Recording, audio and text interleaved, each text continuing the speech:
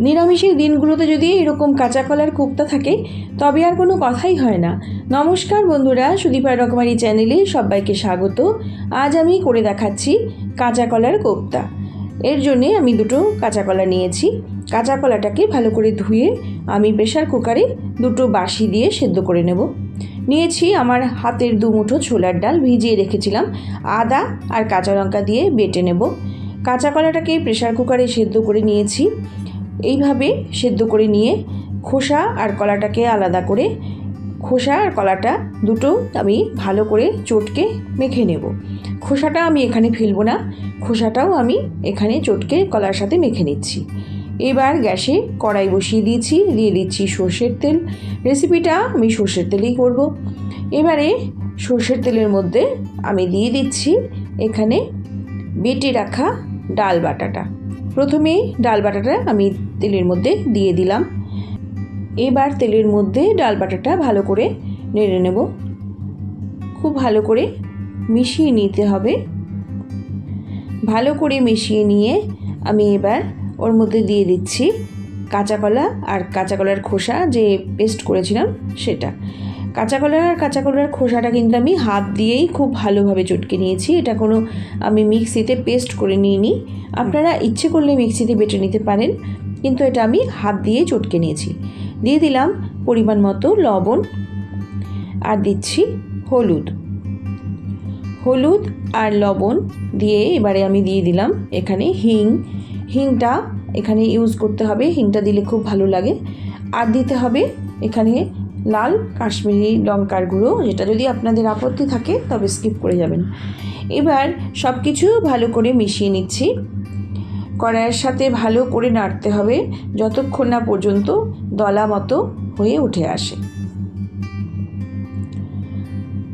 এইভাবে বেশ কিছুক্ষণ সময় নেড়ে নিয়ে এবার দেখুন আমি নামিয়ে নিয়েছি, দলা মতো হয়ে উঠে এসেছে। এবার ওর মধ্যে আমি দিয়ে দিচ্ছি পরিমাণ মতো বেসন। আপনারা যতখানি কলা নেবেন সেই কলার আন্দাজ বুঝেই বেসনটা নেবেন। খুব বেশি বেসন কিন্তু এখানে দেবেন না, তবে বেসনের গন্ধ লাগবে। বেসন দিয়ে কাঁচা কলাটা আমার মাখা হয়ে গেছে। এবার ওর মধ্যে আমি দিয়ে দিচ্ছি সর্ষের তেল।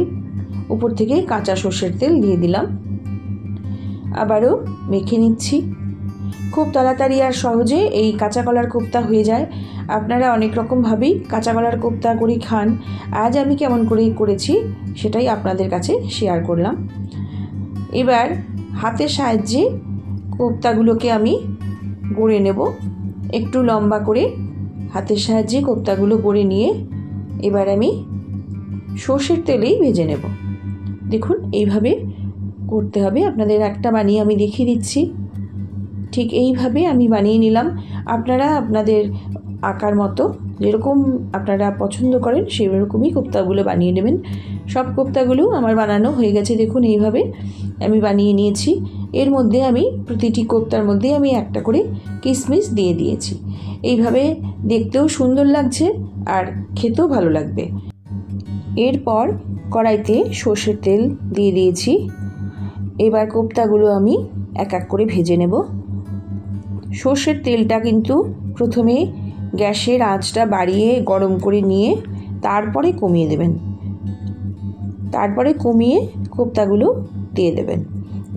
এইভাবে করলে কোপ্তাগুলো ভেঙেও যাবে না আর ভাজাটাও ভেতর পর্যন্ত খুব সুন্দরভাবে হবে। সব কোপ্তাগুলো আমার দেওয়া হয়ে গেছে। এবার গ্যাসের আঁচটা কমিয়ে রেখে একটু সময় আমি ঢেকে দিলাম। এর মধ্যে আমি এবার একটা মশলা বানিয়ে নেব। দিয়ে দিচ্ছি আদা, কাঁচা লঙ্কা আর দিচ্ছি টমেটো। এখানে আমি 2 ইঞ্চি মতো আদা নিয়েছি আর 2-3টে কাঁচা লঙ্কা আর 2টো টমেটো নিয়েছি। একটু জল দিয়ে এটা আমি বেটে নিচ্ছি। কিছুক্ষণ বাদে এলাম, ঢাকনা খুলে দেখুন 5 মিনিট বাদে এলাম। কোপ্তাগুলো একটা সাইড কিন্তু ভাজা হয়ে গেছে। আমি উল্টে দিচ্ছি। ছাঁকা তেলে কিন্তু আমি এই কোপ্তাগুলো ভাজছি না, আমি এইভাবেই কোপ্তাগুলো ভেজে নেব। এতে তেলটাও কম লাগবে আর খেতেও দুর্দান্ত হবে। ভেতর পর্যন্ত ভাজাটাও ঠিকঠাক হবে। প্রতিটি কোপ্তায় হালকা হাতে আমি উল্টে দেব যাতে অপর পিঠটাও ভালোভাবে ভাজা হয়ে যায়। এরপরেও আমি ঢাকনা দিয়ে গ্যাসের আঁচটা কমিয়ে একটু সময় ঢেকে দেবো, যাতে অপর পিঠটাও ভাজা হয়ে যায়। ঢাকনা দিয়ে ঢেকে দিয়েছিলাম, উঠিয়ে নিলাম। আমি এখানে 3 মিনিট বাদে আসলাম। দেখুন দুটো সাইডই কিন্তু খুব সুন্দর করে ভাজা হয়ে গেছে। এইভাবে অল্প তেলে কিভাবে কোপ্তা ভাজা যায় সেটাই আপনাদের কাছে শেয়ার করলাম। দেখুন দুটো দিকই খুব সুন্দরভাবে ভাজা হয়েছে, ভেতর পর্যন্ত ভাজা হয়েছে, খুব খাস্তাও হয়েছে। আপনারা দেখেই বুঝতে পারছেন কতটা খাস্তা হয়েছে। আর গ্যাসের আঁচটা কমিয়ে রেখে এইভাবে ভাজলে ভেতর পর্যন্ত ভাজাটা খুব সুন্দরভাবে হয়। এইভাবেই সব কটা কোপ্তা আমি ভেজে নেব। সব কটি কোপ্তাই আমি ওই একইভাবে ভেজে নেব। এরপরেই আমি গ্যাসে কড়াই বসিয়ে আবার দিয়ে দিচ্ছি সর্ষের তেল। সর্ষের তেলটা দিয়েই আমি পুরো রেসিপিটা করব। পরিমাণ মতো সর্ষের তেল দিয়ে তেলটা গরম হয়ে যাওয়ার পর এবার আমি দিয়ে দিলাম 2টো শুকনো লঙ্কা ভেঙে দিলাম, দিয়েছি এলাচ, দারচিনি, লবঙ্গ, এলাচের মুখটা ছাড়িয়ে দিয়েছি, আর দিচ্ছি গোটা জিরে। ফোড়নটা ভাজা হয়ে গেলে আমি এবারে এর মধ্যে দিয়ে দিচ্ছি বেটে রাখা আদা টমেটোর পেস্ট। আদা টমেটোর পেস্টটা দেওয়ার পর এর মধ্যে আমি দিয়ে দেব মশলা। একটু নাড়াচাড়া করে আমি একটা মশলা এখানে গরম জলে আগে থেকে গুলে রেখে দিয়েছিলাম। 1 চা চামচ জিরের গুঁড়ো, 1 চা চামচ ধনের গুঁড়ো, আর 1 চা চামচ হলুদ। এটা আমি কিছুক্ষণ আগে গরম জলে ভিজিয়ে রেখে দিয়েছিলাম। এইভাবে একটু আগে গরম জলে মশলাটা ভিজিয়ে রাখলে মশলাটায় বাটা মশলার স্বাদ আসে, খেতেও ভালো লাগে। এই পর্যায়ে আমি এখানে দিয়ে দিচ্ছি হিং। হিংটা দিলে রান্নার স্বাদটা দারুণ লাগবে। হিংটা দেওয়ার পরে আমি এখানে এখন দিয়ে দিচ্ছি সামান্য কাশ্মীরি লাল লঙ্কার গুঁড়ো। কাশ্মীরি লাল লঙ্কার গুঁড়োটা যদি আপনাদের আপত্তি থাকে তবে স্কিপ করে যাবেন, আমি অল্প একটু দিলাম রঙের জন্যে। মশলাটাকে খুব ভালোভাবে কষে নেব যতক্ষণ না তেল ছেড়ে আসে। গ্যাসের আঁচটা কমিয়ে রেখে আমি মশলাটা খুব ভালোভাবে কষে নিচ্ছি। এই পর্যায়ে আমি দিয়ে দেব এখানে 1 চা চামচ মগজ আর কয়েকটা কাজু আর কিশমিশ বেটে নিয়েছি, সেই মিশ্রণটা। মিক্সিটা ধুয়ে সে জলটাও দিয়ে দিলাম। এবার সমস্ত মশলা খুব ভালোভাবে আবারও কষে নিচ্ছি। মশলা যত কষা হবে ততই খেতে ভালো লাগবে। আপনারা জানেন মশলাটা যত কষানো হবে রান্নাটা খেতে ততটাই ভালো হবে, আপনারা সবাই জানেন। খুব ভালোভাবে কিছুক্ষণ সময় নিয়ে আমি মশলাটা খুব ভালোভাবে কষে নিচ্ছি। মশলাটা ভালোভাবে কষানো হয়ে গেছে, তেল ছেড়ে এসেছে। এবারে আমি এর মধ্যে দিয়ে দিচ্ছি করে রাখা গরম জল। গরম জলটা আন্দাজ মতো দিতে হবে, যেহেতু কোপ্তাগুলো এর মধ্যে দেওয়া হবে আর মশলাগুলো কোপ্তার মধ্যে ঢুকে যাবে এবং ঝোলটাও টেনে নেবে, সেই জন্যে আন্দাজ করে জলটা দেবেন। এবারে দিয়ে দিলাম এর মধ্যে গরম মশলার গুঁড়ো। গরম মশলার গুঁড়োটা দিয়ে সামান্য নাড়াচাড়া করে এর মধ্যে এবার দিয়ে দেব ঘি। নিরামিষ রান্নায় অবশ্যই ঘি গরম মশলা দিলে তো স্বাদ বাড়েই, আর এই কোপ্তা জাতীয় জিনিসে তো আরোই ভালো লাগবে। দিয়ে দিলাম ঘি। সব কিছু দেওয়া হয়ে গেছে। এখানে আমি কোনো মিষ্টির ব্যবহার করব না, আপনারা ইচ্ছে করলে এর মধ্যে এই পর্যায়ে মিষ্টি দিতে পারেন। এবার গ্যাসটা অফ করে দেব, তারপরে আমি কোপ্তাগুলো এর মধ্যে আস্তে আস্তে ছেড়ে দেব। গ্যাসটা অফ করেই কোপ্তাগুলো ছাড়বেন, নাহলে কোপ্তাগুলো কিন্তু ভেঙে যেতে পারে। এবার সব কোপ্তাগুলো আমি একটা একটা করে ঝোলের মধ্যে ডুবিয়ে দিচ্ছি।